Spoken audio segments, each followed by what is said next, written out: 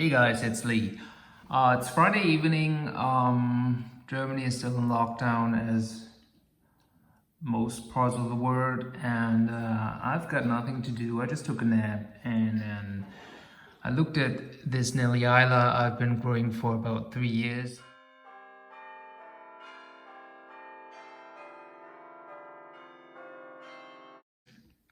And I wanted to repot it, divide it, split it. I've been meaning to do this for a while now. The problem with this plant is that it is growing like crazy, but the new growth are all way too far up. The way this plant is growing is totally random. You can see that there are new growth in the middle, and there are a lot of new growth like that. They're just in the middle, and there's this old pseudobulb down there, and then there's another new growth somewhere. And the problem with growing like that is that the roots won't get down to the water, or at least they have a hard time getting down to the water, and then they die off. And that's not good for the new growth and development of the pseudobulbs. So I decided I'll cut it into pieces and divide it, which is a shame because then I don't have this abundance of bloom. But what can you do? Maybe I can glue it back together somehow. That's a good idea. I'm gonna glue it. I'm gonna glue the pseudobulbs to each other. So I already cut off some divisions. As you can see, they're really tiny, and the older pseudobulbs are way huger, but they all have their little tiny living roots. It's way too dark, but I don't want to wait till tomorrow. So I hope this will save these individual divisions. It's actually much more fun to do it without the camera, but since YouTube is not just about sharing knowledge, I don't have that much knowledge on orchids, but it's about sharing the orchid journey and the fun. I thought I'd tape it anyways, how I go about it. So as you can see, there are some divisions here. This is an older pseudobulb, and this is a new growth with an older pseudobulb, an older pseudobulb. We have a new growth here. So this is how I do it. I'll just spread it a bit, and then I see where the rhizome is, and that's where I'm gonna, usually I would cut, but it's kind of hard to cut and hold the plant at the same time, and I see that there are some live roots there. So this is where I want to cut the rhizome.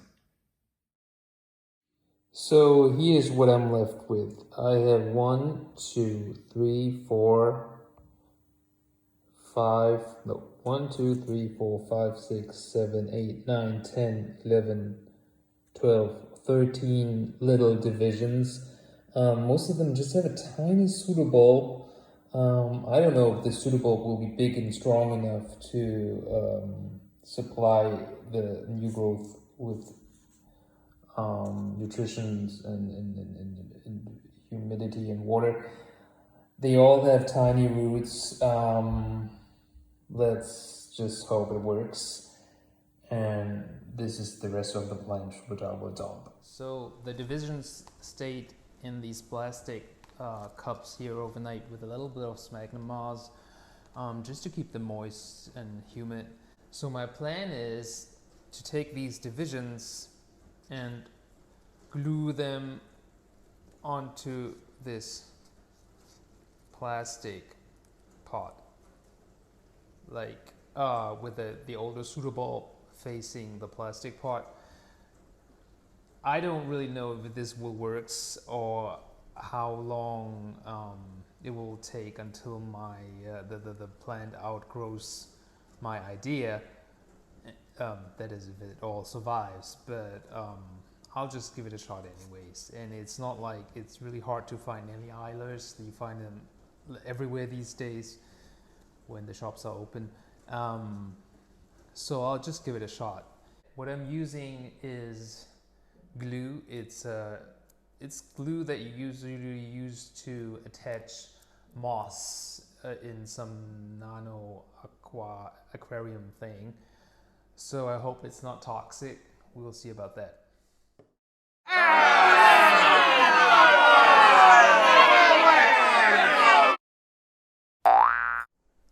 So what I got here is an orchid pot, and it has holes in the bottom. If I can enlarge the holes so that the divisions can fit through the holes but don't fall through the hole, they just sit there.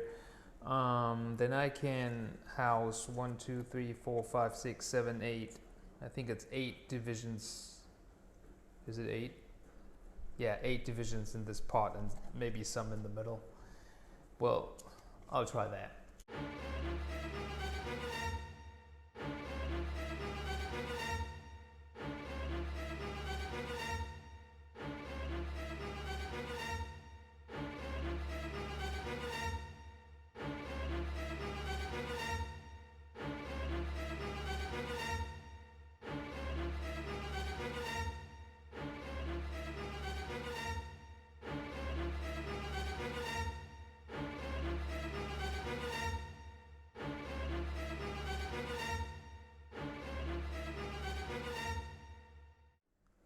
So what I managed to do is I put 8 of the divisions in this pot here.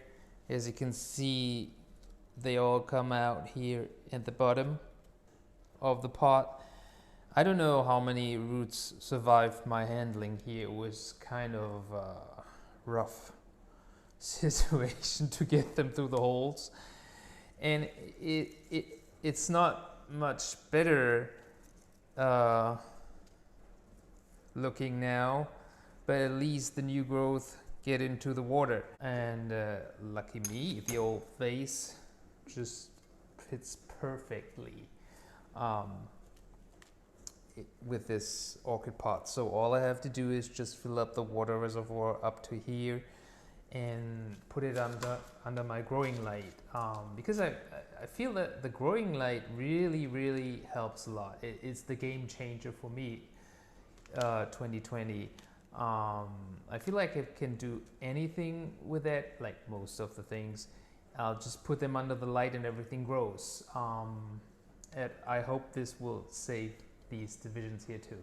The reason why I didn't put it into sphagnum moss right away is that I tried sphagnum moss on this plant. It didn't like it. So the only thing that worked was for water culture. Maybe I had a pest or something that maybe that was the reason sphagnum moss didn't work, because that really surprised me. Sphagnum moss does usually work on oncidiums for me. But since I have some divisions left that wouldn't fit into the pot, I'll just place them into sphagnum moss again and give it another try. It's actually a little bit sad because I had a really nice display with a lot of flowers, a lot of pseudoballs, and now I'm left with this cranky little things here. But what can you do, right? Otherwise, the new growth would have died off at some point. The new roots wouldn't have reached the water. So yeah, I'll keep you updated what happens, and hopefully I can get some nice pseudoballs from this and nice flowers then next summer. So this is what the result looks like after all these maltreatment. It is still blooming. I think I saw 4 flower spikes. But then the flower spikes, they only have like 3 flowers on each spike. The flowers are not that pretty. They do have the typical Nelly Isler fragrance, but you can see it's not a very happy plant.